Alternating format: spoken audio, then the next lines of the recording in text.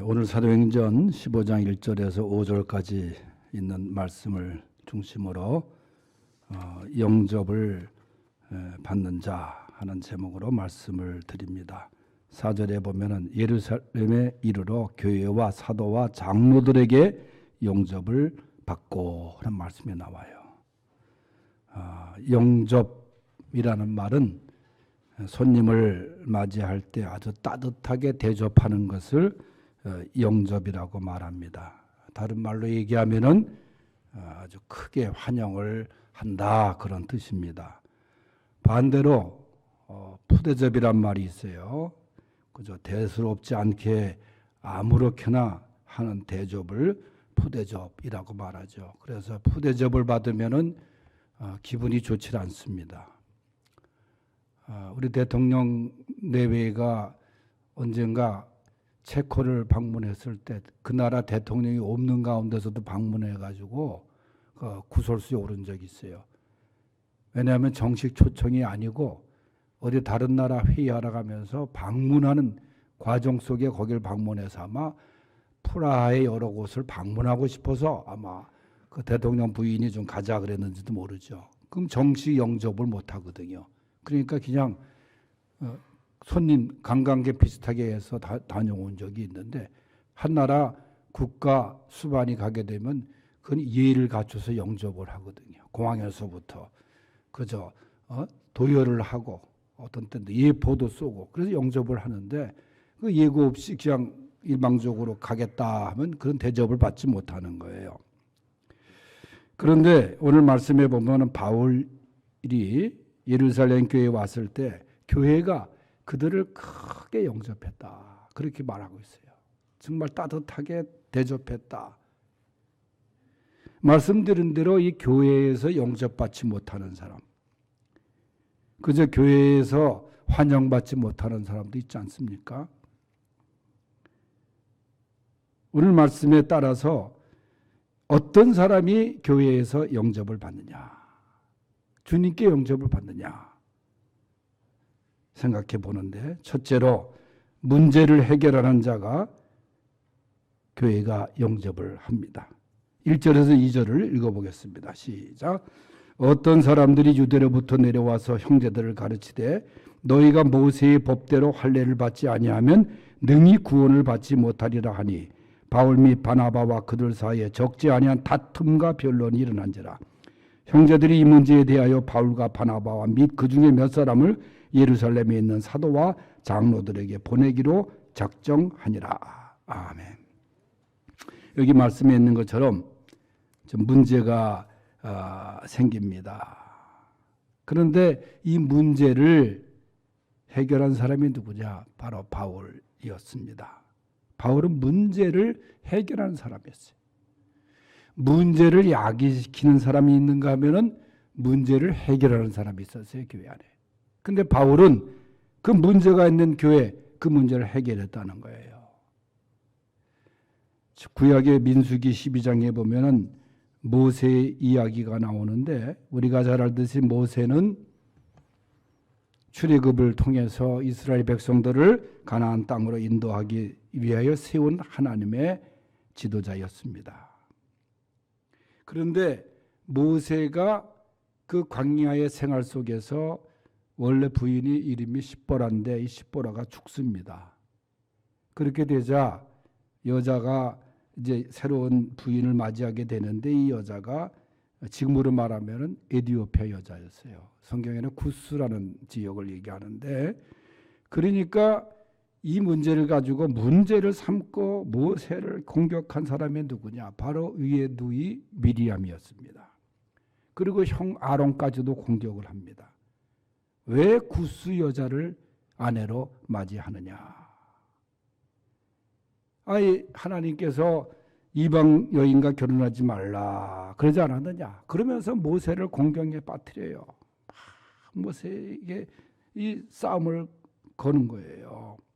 그런데 원래 이 이방 여인과 결혼하지 말라 하는 것은 그 배경이 있거든요. 이방 여인과 결혼하지 말라 할 때 그 배경이 뭐냐? 가나안 땅에 너희가 들어갈 텐데 들어가서 가나안 족속들과 이제 싸우게 될 거다. 그들은 안 뺏기기 위해서 그때 가나안 7족속의 딸들과 또 아들들과 너희들은 절대 결혼하지 말라. 그렇게 명령을 내려요. 그 이유가 뭐냐 하면은 그 가나안에 있는 족속들은 우상 숭배를 아주 강하게 한 민족들입니다. 그러니까 너희가 그들과 결혼하게 되면은 하나님을 섬기는 것보다 이방신 우상에 빠지게 될 것이다. 그런 배경이 있는 것입니다. 그런데 모세에게 구스 여인과 결혼했다고, 그 구스 여인이라는 것은 이디오피아에서 오늘날 동남아시아에서 여자들이 와서 결혼하는 게 아니라 그 출애굽할 당시에 섞여 있었던 그 사람들 중에 하나가 구스족이 있었어요. 그래서 그 중에서 구스 여인을 만나서 결혼을 한 거거든요.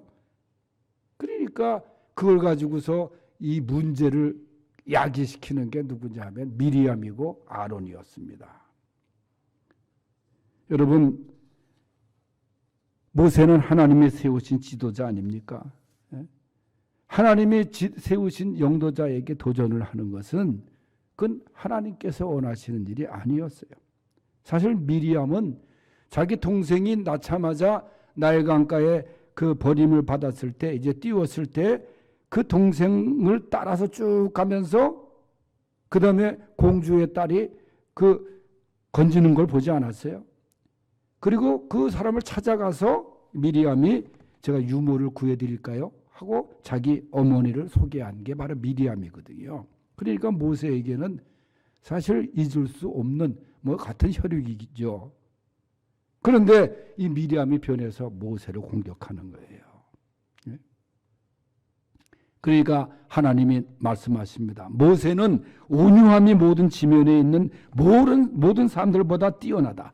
또 내가 다른 사람과는 환상 중에 말하고 꿈으로 말했지만 모세와는 직접 대면하여 말했노라. 내가 모세를 이스라엘의 지도자로 세웠는데 왜 너희들이 자꾸만 문제를 삼느냐.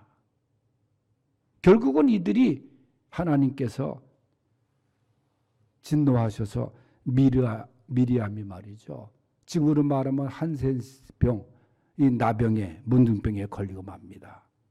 그러니까 문제를 일으켰을 때 하나님께서 진노하신 거죠. 그런데도 모세가 기도하잖아요. 하나님, 미리암을 고쳐주세요.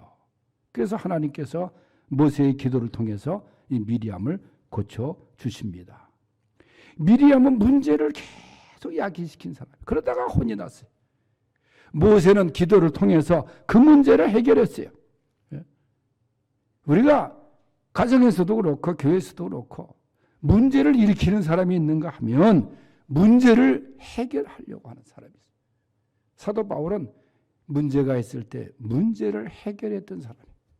하나님이 원하시는 사람, 교회가 영접하는 사람, 바로 문제를 해결하는 사람이에요. 여러분, 문제를 만들지 마세요. 문제를 이야기하는 사람이 되지 마세요. 다툼이 있는 곳에는 거기에는 은혜가 없어요. 최근에 노예에서 노회장님하고 임원들이 이제 저한테 이번 노예 때 저기 어느 우리 노예 산하에 있는 교회, 지금 아주 극심한 다툼이 있는 교회 정권위원장으로 좀 수고 좀 해달라. 그래서 제가 참 부담스러워요. 지금 이제 벌써 노예 끝나면 이제 그 일을 해야 되는데 이 교회가 완전히 두 쪽에 나가지고 이쪽 파 이쪽 파. 여러분, 성경에 사람 중심으로 나뉘는 파가 어디 있어요?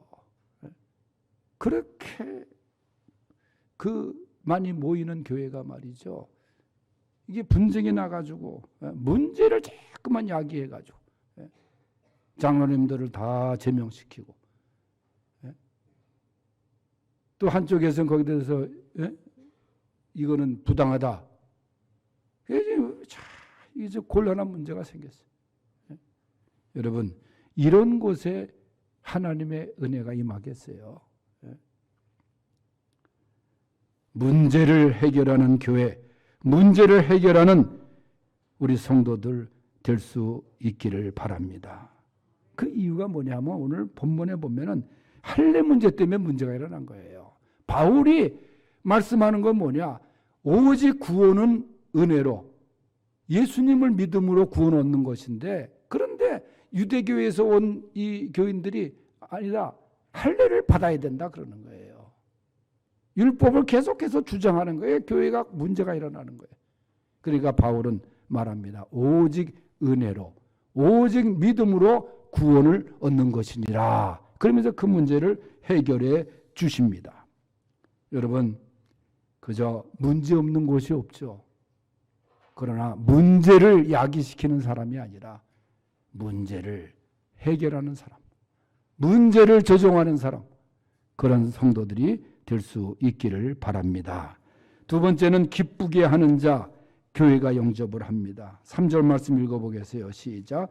그들이 교회의 전송을 받고 베니게와 사마리아로 다니며 이방인들이 주께 돌아온 일을 말하여 이 형제들을 다 크게 기쁘게 하더라. 아멘.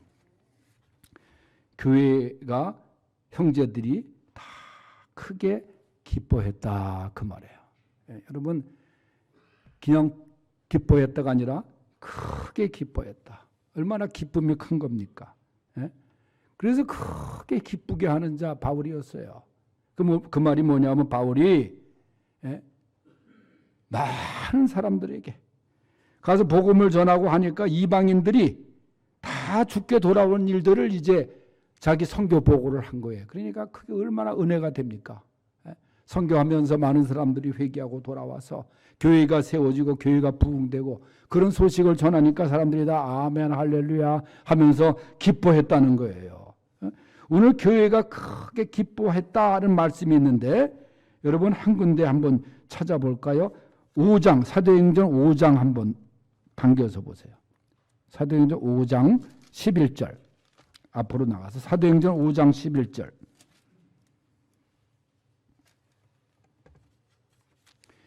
사도행전 5장 11절 한번 찾아보세요. 사도행전 5장 11절 다 같이 한번 읽어보겠습니다.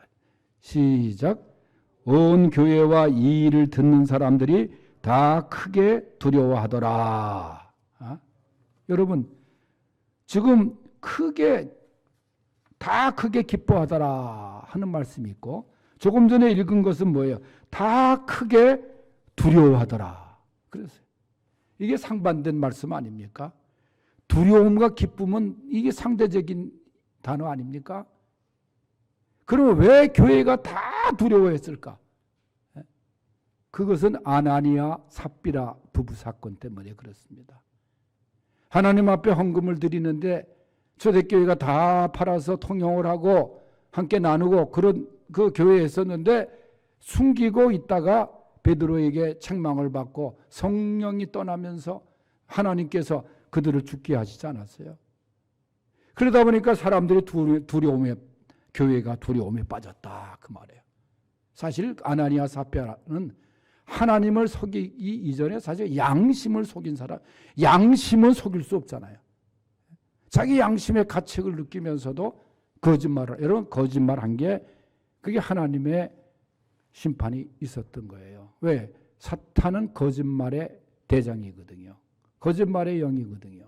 거짓의 영이거든요. 그로 인해서 아나니아 삽비라 사건으로 교회가 큰 두려움에 있었는데 오늘 말씀해 보니까 아주 그 교회가 큰 기쁨이 있더라. 여러분 교회가 큰 기쁨이 있는 것이 은혜 아닙니까? 찬송의 기쁨, 성도들의 그 사랑의 기쁨, 기쁨이 있는, 그래서 기쁘게 하는 자, 이 바울을 통해서 기쁨의 역사가 그 교회에 일어난 거예요. 여러분들은 기쁨을 안겨주는 사람들이 될 수 있기를 바랍니다. 교회에 기쁨을 안겨주고 가정에도 기쁨을 안겨주고 여러분 직장에도 기쁨을 안겨주는 그런 귀한 성도들이 바로 교회가 영접하는 사람들인 것을 믿으시기 바랍니다. 그 다음에 세 번째는 은혜를 증거하는 자예요. 4절에서 5절을 읽어보겠어요. 시작. 예루살렘에 이르러 교회와 사도와 장로들에게 영접을 받고 하나님이 자기들과 함께 계셔 행하신 모든 일을 말하며 바리새파 중에 어떤 믿는 사람들이 일어나 말하되 이방인에게 할례를 행하고 모세의 율법을 지키라 명하는 것이 마땅하다 하니라. 아멘. 오늘 말씀에 이제 있는 대로 이 바울이 교회 영접을 받으면서 그동안 하나님께서 역사하셨던 것, 하나님이 함께 계셔서 행하셨던 모든 일들, 그걸 이제 보고를 하는데 사람들이 큰 은혜를 받죠. 사람들이 거기에서 큰 은혜를 받습니다. 바울의 말씀을 듣고 은혜를 받습니다. 은혜를 증거하는 자, 바로 교회가 영접하는 자예요. 우리가 은혜를 받고 하나님의 은혜를 증거하는 사명이 다 있는 거예요. 그래서 여러분의 삶에 하나님의 은혜를 체험하고, 그리고 그 은혜를 많이 증거할 수 있는 이 간증거리가 넘치는 그런 귀한 성도들의 삶이 될 수 있기를 바랍니다. 그런데 이 은혜를 증거하는 것, 오직 하나님께 영광 돌리는 거예요. 간증을 듣다 보면은 자기 자랑을 한참 하나님께 영광 돌리는 것보다 자기 자랑만 늘어놓고 끝내는 사람이 있어요. 내가 과거에는 뭘 했고. 그건 간증이 아니에요. 자기 일을 드러내는 거지. 하나님께서 지금까지 주신 것만 생각하면 얼마나 커요, 은혜가. 그러니까 바울은 내가 한 것도 아니고 하나님이 함께 계셔서 하나님이 하신 것이라. 그랬잖아요. 하나님이 자기들과 함께 계셔서 행하신 모든 일에 대해서 거기에 간증을 했다. 은혜를 증거했다. 그런 의미입니다. 여러분, 우리가 찬송에도 부르지만은 예수 믿는 것은 받은 증거가 많아야 됩니다. 예수 믿으면서 받은 증거 많아야죠. 예수 믿으면서 정말 은혜 받은 게 많아야죠. 그 간증거리가 많아야죠. 그런데 그 간증거리를 나 혼자 간직하는 것이 아니라 오늘 바울처럼 모든 사람 앞에서 그 은혜를 증거하는 사람이 바로 교회가 영접하고 하나님이 영접하는 사람들인 줄 믿으시기 바랍니다. 내가 받은 은혜로서 뭘 증거하겠어요? 여러분, 지금 어제 통계가 우리 수지만 하더라도 5천 명 이상의 오미크론에 감염이 됐어요. 통계가 나오는 게 어제 하루만 이 수지구만 5천 명이 넘었어요. 뭐 왔다 지나가는 게 오미크론의 특색이지만은, 그럼에도 불구하고 참 우리가 하나님의 은혜로 이렇게 지내오는 것이 얼마나 크고 감사합니까? 그저 하나님의 은혜를 여러분 경험하고 또 감사하고 간증하고, 그저 내가 받은 은혜 계속 증거해서 하나님의 이름을 빛나게 할 수 있는 우리 성도들이 될 수 있길 바랍니다. 내가 증거하고 했다고 해서 그 은혜가 소멸되거나 사라지는 게 아니에요. 오히려 은혜가 더 풍성해지는 거예요. 은혜 받고 증거하는 사람 주님께서 영접하고 교회에서 영접을 하게 돼 있어요. 이제 말씀을 마치겠습니다.